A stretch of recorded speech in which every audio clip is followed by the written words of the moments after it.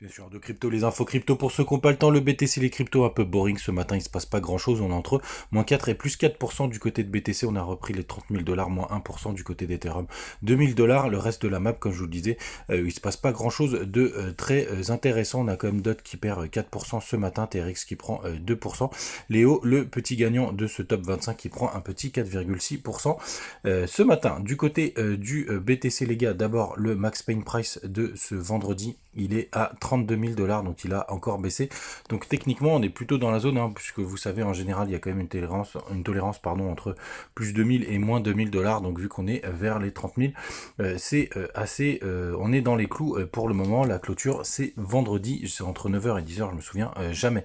Donc du côté du BTC, on essaye toujours de monter tranquillement, mais sûrement, et pourquoi pas former un petit W.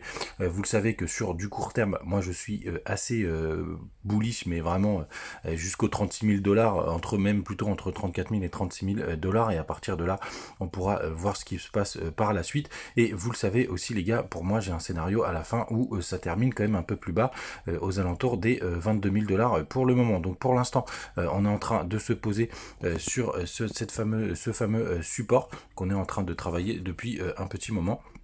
Donc rien de très exceptionnel, hein. On attend de voir ce qui va se passer, mais très très plan, très très calme. Du côté du 4 heures, je voulais vous le montrer, c'est vrai que ça fait longtemps que je ne vous l'ai pas montré, mais quand vous faites un peu de trading, il faut surtout surveiller le BTC. Vous voyez, moi je le surveille depuis quand même, depuis toujours en fait.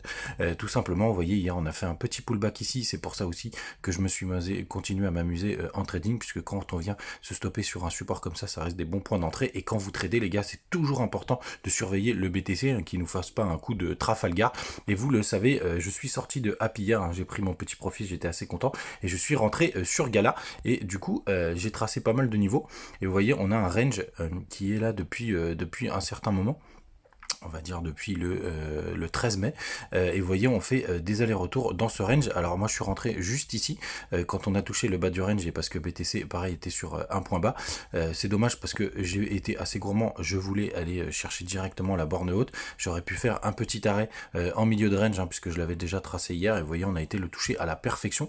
Donc j'aurais pu mettre un petit ordre ici, hein. Pour l'instant c'est toujours en positif, donc rien d'alarmant, mais vous voyez c'est comme ça que je m'amuse, et les gars je le redis, j'utilise pas de levier, parce que c'est assez intéressant de prendre sur des intraday des 10%, surtout avec des grosses positions. Ça fait tout de suite des sous assez sympathiques, mais je prends pas de levier en ce moment. Il y a beaucoup trop de short squeeze qui peuvent, ou de long squeeze qui peuvent arriver. Donc vous voyez, le truc sympa, c'est on achète en bas de range, on revend au milieu. Si jamais ça casse, on rentre à l'intérieur, même si on rentre un peu plus haut, et on va chercher le haut du range. Ça ça s'appelle du trading de range. C'est assez simple. On regarde les oscillateurs, MACD, les bandes de Bollinger et le RSI, et surtout le BTC, et ça fait des choses assez sympathiques. Ce que je voulais montrer, c'est du côté des liquidations. Donc hier, on a été chercher tout ce qu'il y avait, je crois, aux 30 500. Mais vous voyez, le prochain pic, il est juste au-dessus des 33 000 dollars. Il y a un petit pic vers les 36 000. On pourrait même aller chercher même jusqu'aux 39 000. Hein. Ce serait quand même une assez bonne nouvelle. En général, on va chercher les plus près. Mais vous voyez, il y a quand même un petit peu qui s'accumule au sud. Donc ça, c'est vrai qu'on est vraiment entre deux zones. C'est vraiment le marché qui va nous dire dans quel sens il va partir. Mais vous savez que j'ai un biais plutôt bullish à très court terme. Faites attention à vous, les gars. N'oubliez pas de poser vos questions en commentaire. Je vais reprendre la réponse à toutes vos questions. Passez une bonne journée et à demain.